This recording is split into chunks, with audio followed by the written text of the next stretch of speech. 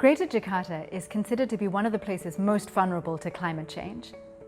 It's a massive metro area of 33 million people located on the coast of Java, and much of the city is actually below sea level. You may have heard that Jakarta is sinking. That's correct.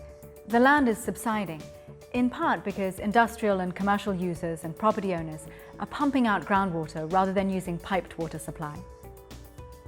I've been working on water issues in Jakarta for more than 15 years, and over time I've gained an appreciation of how interlinked the water risks are. Flooding, sanitation, water supply are all interconnected parts of a system.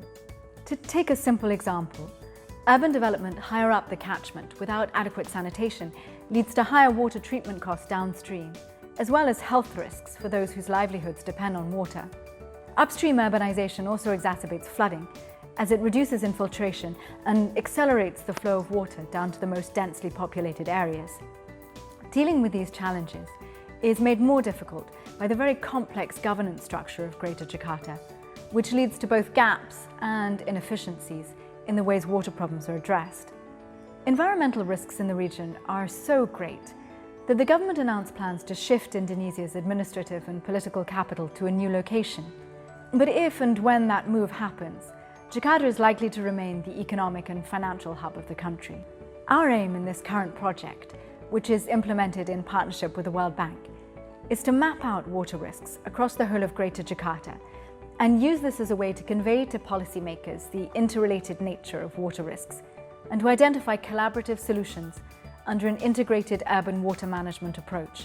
We've built a comprehensive data set of urban water security indicators for the region, focusing on water supply, sanitation, and flooding.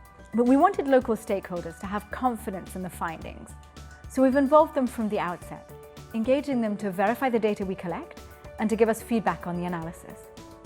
We've worked on developing maps to help stakeholders visualize how actions in one area affect the jurisdictions around it. The maps can also be used to identify locations that face multiple water security problems and to see how administrative boundaries interact with and sometimes defy hydrological boundaries. It underlines the need for better coordination mechanisms amongst local governments.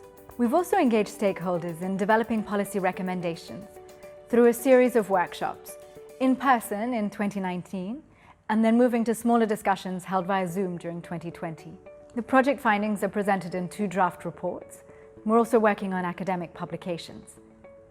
But the project won't stop here. We intend to continue the stakeholder dialogues and to develop a practical guide for local governments. My hope is that this kind of sustained, collaborative and open approach to research can accelerate the adoption of effective policies and ultimately help to mitigate water risks in Jakarta.